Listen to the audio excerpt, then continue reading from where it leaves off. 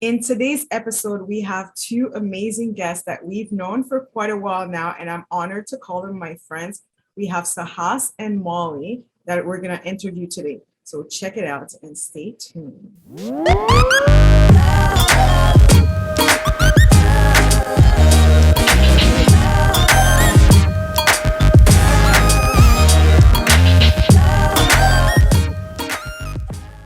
Welcome to another episode of Same Page. I am Ninal Simajis, and this is my lovely wife. Sahas Imajist. And we have Sahas Chopra and Molly. Please remind me of your last name again. Dikshin. Diction. Yeah. I didn't want to butcher it. Like I saw, you spelled it out everything, but I just didn't want to butcher it. So like we actually met them through our real estate journey.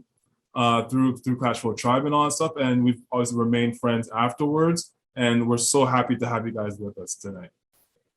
It's our pleasure, guys. Thank you so much for having us. Yeah, it's our first podcast together. So this. Great, okay, nice. I feel it's going to be a special one. Yes. It's absolutely looking forward to it. So if you guys don't mind, just introduce yourselves to our viewers. Just let them know who you are and just a little bit of what you do. Well, would you like to go first? Yeah, so hi, I'm Molly, and we hail from India. We moved to Canada around 2.5 years back. And for my, what I do, I have been into fashion field before. But over the years, I have been into the fashion industry, and I realized that that's not for me because I'm an animal lover and environmentalist. So that is something that was not relatable to me, being in the fashion industry. So I left it. And now I work with E&Y in the office administration. And I also have my own page, which goes by the name the Clumsy Coco. And I post a lot of stuff on this about positivity. And what I try to do is I try to give knowledge about animals and environment in a really nice and cute way, which makes people actually see it and read it. Because when you present information in a bad manner, people don't actually see it, they just shrug it off. Yeah. So I actually try to make people love environment, and because we know if we love something, we protect it. So that is something that is personally really close to my heart. And yeah, that's about me. Yeah, I've seen a few of your posts, and I can't lie, they are very cute. Thank you. You're right, the way you present it, it's very look at this cute little post. You're more entitled to you're more likely, I should say, to follow it rather than this is the information, do it. So I present your information. I'm glad you like it. What about you, Sahas? Well, I will say that, this is a very difficult question for me to answer, because what happens whenever I do that, I have a serious conflict with identity side of the things.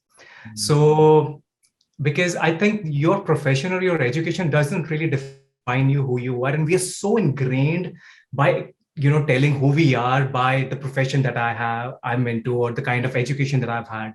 So how I like to talk about myself is that I'm more of a curious human being who like to ask more whys and help people solve their interesting problems.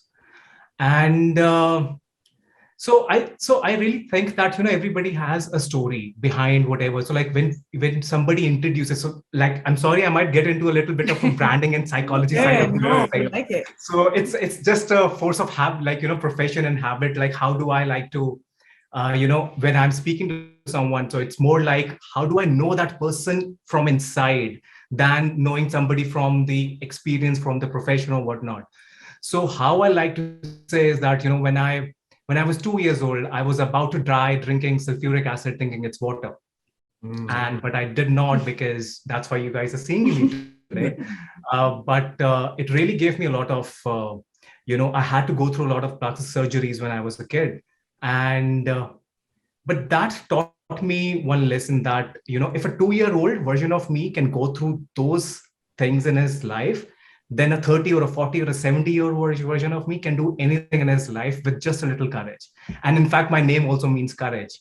So that is how I would say that this is how I would like to, talk about myself. This is what I am.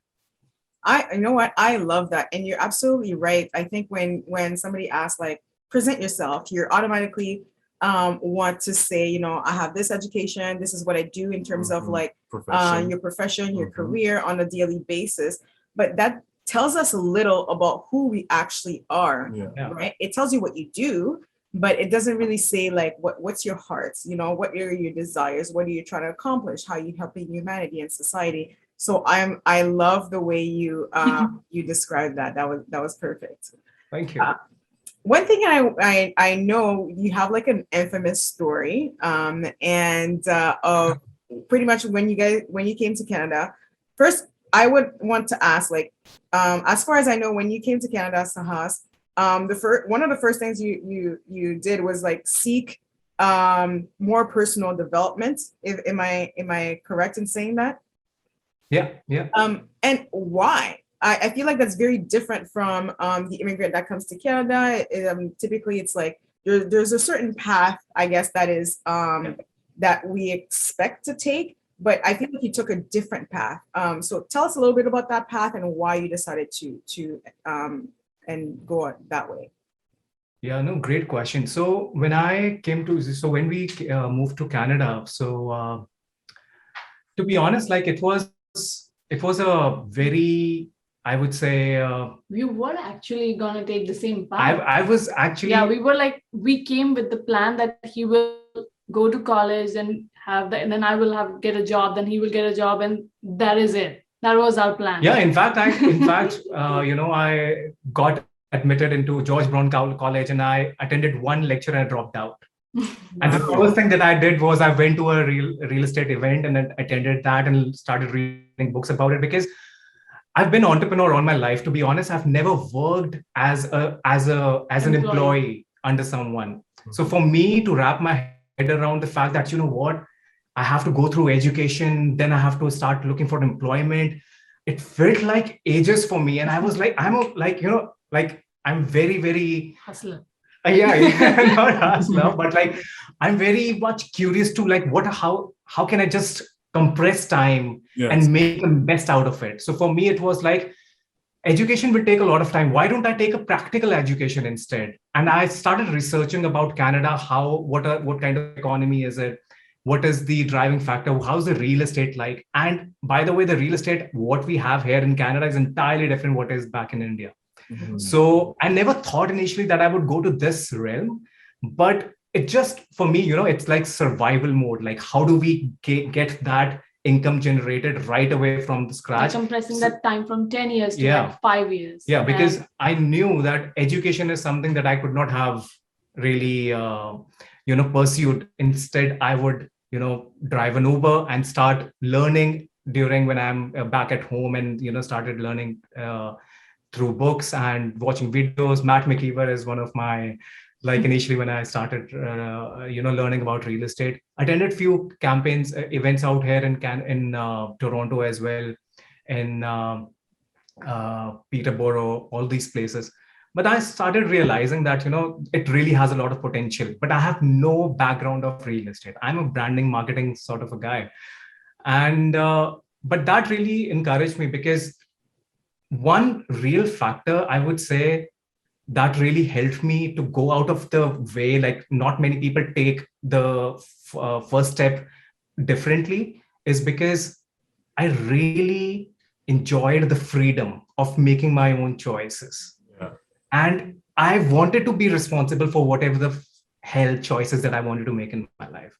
Not blame my parents, not blame anyone. And for that, I was ready. And I was just looking forward to what kind of people that I can surround with and which can complement my abilities, so that, we can uplift each other in that case. Okay. You know what? I love how you say that you wanted the freedom to make your own choices, and choose your own path. I love that. And so Sarah was alluding to, you have a very interesting story. So please tell our audience, how were you able to raise capital for this mentorship? Yeah, so like I said, I wanted to learn, right? So I wanted to get into the rooms in which people are smarter than I am. And obviously, that's where I met Ben, I met Mark, I met Matt McKeever. So they hosted an event in Toronto in 2019 itself, I guess. Mm-hmm. 2020, February, almost 1.5 years back. Okay.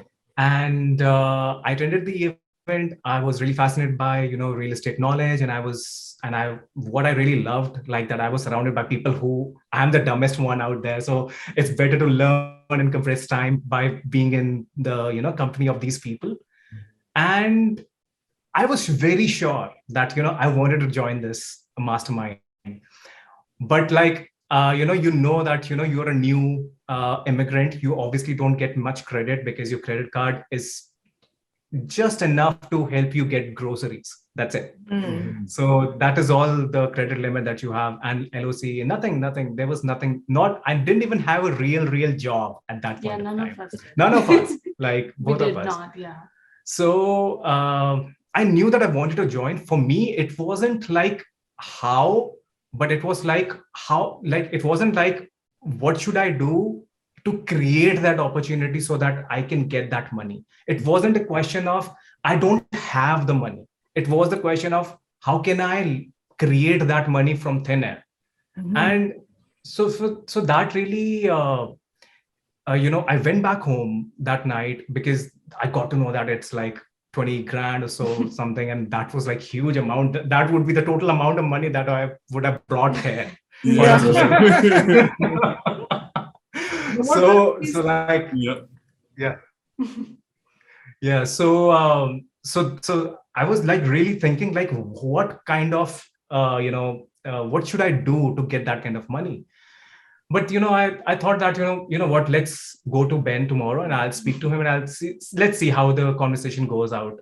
Because I was really curious in joining the mastermind. And I told him, so when I went there and I told him, hey, Ben, you know what, I really want to be a part of this. Why don't you loan me the money and I'll give you 10% rate of interest on that. And by the end of 6 months, and I'll return you the principal amount as well. And he was like, what? You're taking my own money to give me the money? Love it. So he was like, let's make it a little more interesting for you. And I didn't know like what he had in his mind, but he was like, I didn't know that he was about to put me on spot. So we went to the bus. He told me to follow him. He said that let's help you raise the money. Let's see if you can raise the money. Let's try you out. And so we went into the bus and he said, hey, Sahas is a new immigrant. He just came to Canada. Nobody knows him. He doesn't have credit card. He doesn't have money, but he wants to join the mastermind. Now he's going to sell himself. And I was like, shit, the shit just got real. Real quick. Yeah. Now it's real. Now this is a real game. Which is, there could be a feeling of, that you could freeze, or you can also, get numb. That what kind of a situation have I put myself into, or what am I supposed to do? And in front of 40 individuals who don't even know me and who don't even trust me in that case. Right. So like, I just thought of two choices that I could make. Either, like, I thought of like, what is the worst can happen actually? Yes. One was that, am I going to die? I literally had this feeling. Am I going to die? Is it that kind of a moment where I'm going to die? And I said, no, that's not what it is. The second question was, what is the other worst thing that can happen is that people can say no. Yes. That is it. And if they say no, they don't know me. I don't know them. We'll walk out of this bus and we'll enjoy our own life like that. So I was like, yeah, I can take no's. I've taken a lot of no's in my life. So yet another no. So I never went into with the fact that, that what the end result is going to be. But I went with the fact that I have to keep pushing until someone raised their hand. And once somebody raised their hand, then I'm not going to go back. So when I started, I don't even remember what I said because it was just in so much of flow. And I was like an immigrant wearing that sling bag, removed my sling, started just selling war. You're like, yeah, going into a war. Yeah, it was just like that. So I had to convince people that lend me the money, and I told about the kind of dreams, the goals that I have, and how am I going to help them with the work, like in our lives together. I just kept on saying it. One guy just stood up and said, you know what, I'll give you $2,000. And I was like, why?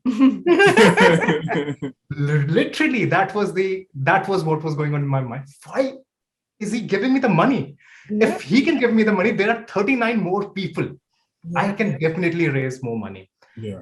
One said yes, and then I kept on asking and asking. Somebody gave 10,000, somebody rose 6,000, and like that, I raised around 110% of the total amount of money which I was supposed to raise. Wow. That's wicked. That's wicked. You know what? I love hearing that story. And I think part of it is because not only like the hustler part, I guess you could say, but just the mindset that it takes to do that, right? You told yourself, what is the worst thing that can happen? Mhm. And you're like, "Okay, I'm not gonna die. They could just say no, and then you just move on." And I think a lot of times we fear the outcome, but when the outcome is actually not that bad, right? If you don't get the desired outcome, you just go to bed, and then it's like, okay, well, I wasn't able to raise it. I can't join this mastermind right now. And then maybe you try to find something else. So I'm hearing a really strong mindset. And also, Amali, actually, when you mentioned that the path that you guys took, you were supposed to get a job and go to school, get a job and whatnot, and you guys didn't do that, that also tells me that your mindset was the same as his, because you're like, okay, well, I'm okay if you take that path because I could see like this working, right? So even though you guys have like different, the same mindset, I would say, you guys still chose, you could say like different, you have like different passions, right? Molly, you're an animal lover, environmentalist, and Sahas, you're more in the digital marketing now, but also real estate. So tell me how you guys support one another, having such different passions. What does that look like in your home? Yeah, that's a great question. I think it looks like, to be honest, we don't have like much like similar hobbies. Even since like we started dating, we are very different people. Like he's more of like a people's guy. I'm more of like introvert person. Not many people know this, but yeah, my happy zone is like my home. I love being inside. He's more of like outside guy and meeting people, talking to people. And our hobbies have been different, and our foods are different. Like we don't share any meal. Like all our meals are different. We cook different meals. Everything about us different. But I think that's what makes it interesting. Like we have different passions, but we respect each other and each other's choices. That is something that has been like the great foundation in our relationship, that before love or before sharing same hobbies, we are like best friends for each other, and we respect each other's choices no matter what it is. And I believed in him even before he believed in himself. So there was never a question that I would say like, okay, are you sure? Do you really want to do this? Because I don't think you can pull it off. It was never a question, because I always knew that he could do great things. And when I saw him doing all this stuff like mindset and real estate, I knew that he is on to something and he will make it bigger in whatever way he wants to take it forward.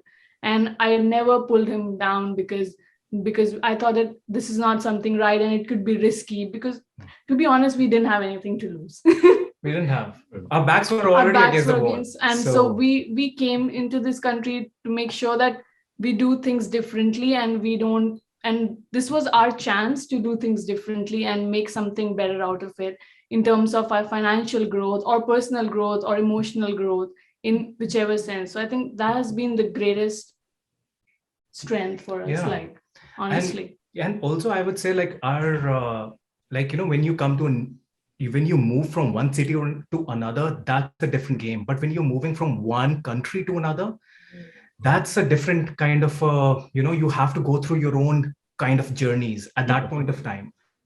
And when that happened, like for the first year, Molly was into her own zone, and she needed her own space and time to get nurtured and get to that level of understanding, because I couldn't have even asked her much about I want your support or anything, because she was going through her own shit at that point of time, to be honest. Because depression, like it was a big change, like moving to a different country, and just like everything around you changes. Like you're not in your comfort zone anymore, right? Back in India, it was like we were comfortable like in whatever we were doing, and there was like no change. And this was like a big change, the change like weather wise, food wise, or work wise, everything changed suddenly. So I was not completely okay for like at least 1 year. But he never tried to like push me into like, no, but you should be okay. because that I am okay, so you should be okay. He never did that. But actually, you know what? I'll tell you what. I tried very little. Initially, yeah. I tried initially because I didn't know, because this is something that we were experiencing for the first time with each other. This kind of mindset, this kind of a journey altogether, because Yeah. we've been very comfortable in a previous lifestyle. Mhm. But this lifestyle was very new to both of us. So I didn't know how to perceive that, and neither did she. I tried initially looking at what other people were doing, and Yeah. it did not make any sense for us to do the same way. And I was like, it's actually not working out enough. I have to give her a space. I have to give her time in her own way, that she, graduates to whatever level that she wants to achieve. And it was really, to be honest, Sarah, Leonard, it was really not about what I want to do in my life. I wanted her to make her own choices, whatever that she is comfortable to make her in her life. So that was really, really important for me. Yeah. I sense a lot of respect from one another, Yeah. respect for your own path, respect for your own thoughts, respect for your own choices. And it's interesting, Molly, that you say that you guys don't have the same interest, but because of that respect, it works, right? Mhm. Yeah, it does. Yes. A lot of times, like, we try to find, like, well, we have to have something in common, Mhm. right? But really what makes it work is, for one, respect, right? But Mhm. also just being supportive, just telling you, like, I want you to be the best version of yourself, and being Yes. there for however you can to help that person become, if they need it, right? Yeah. If it's space, then it's space. If it's, actually being there and talking through it, then that's what it is. But just the fact that you recognize that you do need to allow the person to grow into their highest, best, level, I guess. That's very powerful, because I don't think a lot of couples realize that. And for that reason, sometimes it falls apart. Not because they didn't get along, but because, like, you thought that you should, push them to do certain things, but really it's, you just need to allow them to become who, Yeah. just kind of like accompany them in their journey, right? Mhm. So that's Yeah. I have seen more I have seen like relationships fail not because like there's no love in, like, people love each other, but they just don't have that kind of respect for each other. So like it falls apart. You Yeah. can like love someone but still not respect that person for Mhm. the choices they have, for the thinking that they have. So that was something like, it's not that we try to do it, it always came naturally. Like respect for each other, and like whatever, like he respected, like my thinking process is different and my upbringing is very different, so I think in a different way, he thinks in certain way, but it's not that any of our ways are wrong, it's just different. Yeah. And we Exactly. respect it. And I think this is something really, really important in a relationship, to realize that, the reason why you fell in love with the other person is because of her or his individuality. Yeah. And whenever you put somebody, some kind of a relationship thing, that you are lovers, you are husband and wife, we try to change the other person. Exactly. And you have not really loved that person, you have loved the person for who he or she is. Exactly. Then why to change it after you start having expectations? And that is where everything goes down, because you want other person to understand me without even you trying to understand the other person. Exactly. So the effort has to be from within. We are so much consumed by the thing of asking that, give me love, Yes. give me this, give me importance, but we never try to think of a way, how can I give to someone else? Exactly. How can That you be changes of the whole service to your partner? Yes. Yeah, because like I think for me, like through my journey, like when it came to building this relationship with Sarah, it mostly stemmed from not how can I show her I love her, but how can I serve her? How can I, put myself in a situation where I'm doing things not because I want to necessarily, not because I have to, but because I want to. You know what I mean? But because, because of the love I have for her, for the respect I have for her, and then the certain things that I do. And I think it just comes down to not only loving each other, but also supporting each other. And speaking of that, how was the support from your family going through this journey of leaving the family nest, going to a whole different country? How did that go for you guys? Like for me, my family had been really supportive for me to for us to move here. So like they were really like supportive of this choice that we made. But you know what? When you are in a family, like when you are surrounded by the family, you are able to make a choice and like what is right for you because it's mostly given to you. So like I come from a background of family businesses. I've been a brat when I was a kid, so I've seen that kind of a lifestyle already. Like in my life, that when you are growing up, you are programmed in a way that you have to run your family business. Yeah. So I was programmed in certain way. So I was a brat. I was like we had helpers around home and everything. But for some reason the financial situation went south in our family, and it hit me not just right away, but over the period of like 10 years or so after when financial situation went south, that like I have to take care of my own shit. I cannot depend on my family to help me do or live my own life. I have to take control of my own life. So I had to take that decision in my life that I am moving out from my family, the town that I was staying in, to the capital of India. So I went to Delhi. I established a business out there. I obviously took loan from my parents, to support me in terms of investment and opportunity and everything. But I made that choice because I knew that if I'll be around, because it's their intention is not wrong, but they don't want you to fail, and I think that's where their love collides with their that they don't want to see the child failing because they love him or her so much. But that is the reason why I think there are so many people who don't have that experience, or they don't take risks in their life, and that is why they just try to follow the same norms of the society and never try to disrupt it. And that's the sad part also about that. Yeah. And I don't think when you do that, you don't get to think for yourself or to search who you really want to be, right? We can definitely create who we want to be, and you can recreate that every day. But when a certain expectations are put on us and we don't have the courage to step out of what society or family or friends have decided that we should become, then we sort of just we don't explore, right? We just follow this one path where if you followed your own, you would flourish so much. Yes, maybe there's more failures along that path, but that's how you discover your true self, and right? that's how you learn. Yeah, and you learn through those failures. Yeah, there's a lot of learning in that. So I'm glad. Honestly, like I see as a couple, I see you guys and us. I see myself in you guys, vice versa. Because I feel like we're very similar in our thinking, which is probably why we connect so well. Absolutely. Yeah. What's next for you guys? What do you guys? I just am curious. What are you guys working on, and what's the next step for you guys in your journey in general, What is the next step? or current step? One day at a time.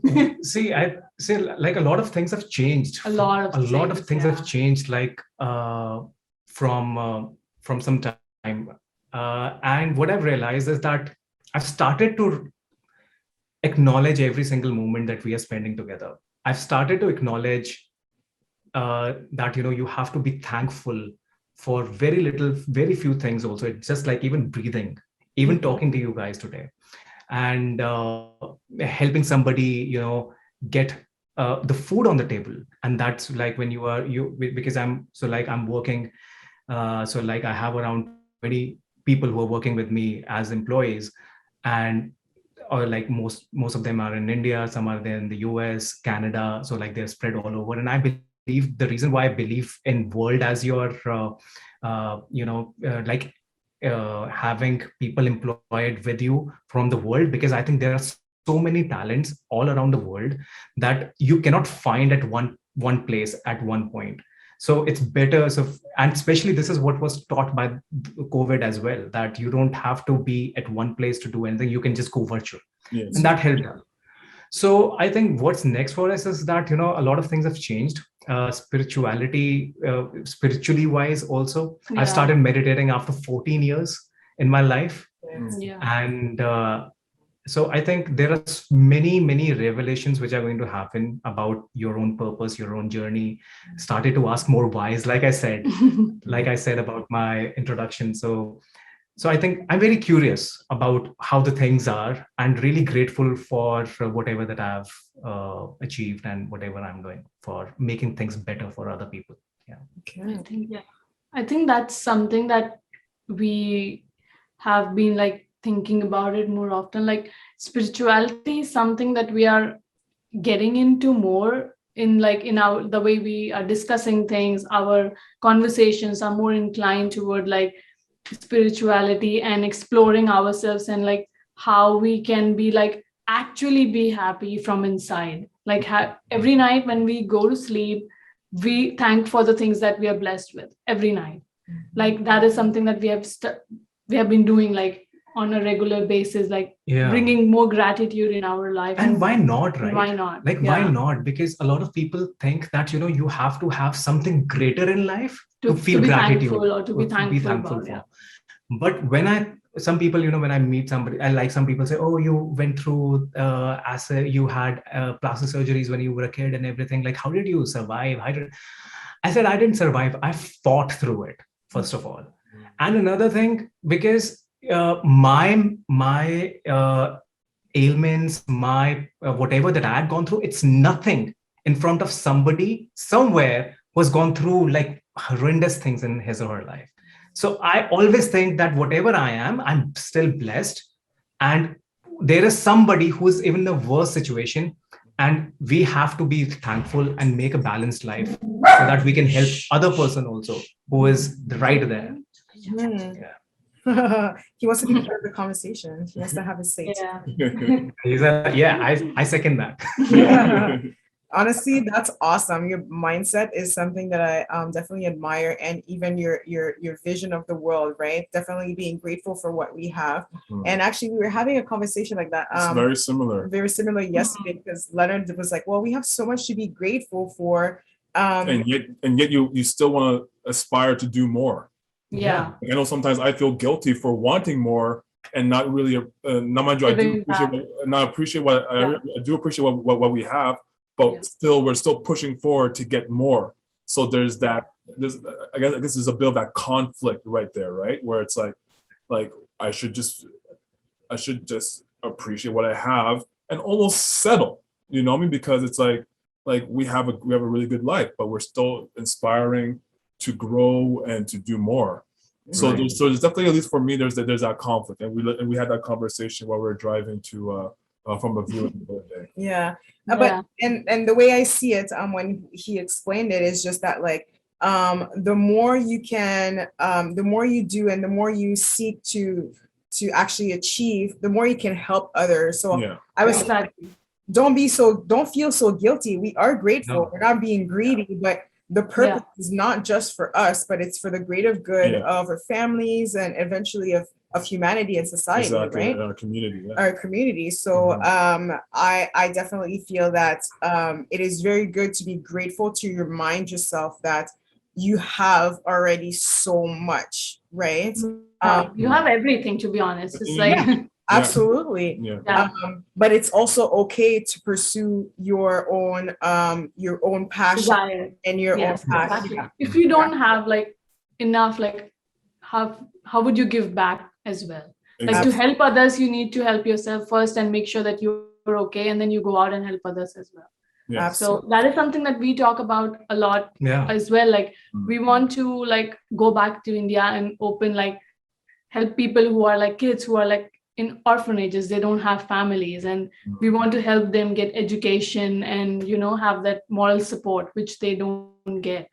So that is something that is our like end goal that we actually want to do, and like help people, to be honest. And there's a very special quote to me which I really abide by, like I live by. Whatever you do in your life will be insignificant, but make sure that you do it, because nobody else will. I love that. And that is just so much, it is complete. So it is complete in itself. So that is, it has everything Yeah. what somebody wants to listen. So I think that's the driving factor. That's amazing. Yeah. You know what? That's a good note to end on because you said it so well. I feel like we can't top that. Exactly. I want to thank you both so much for accepting to be on our Same Page podcast, which is also a YouTube channel.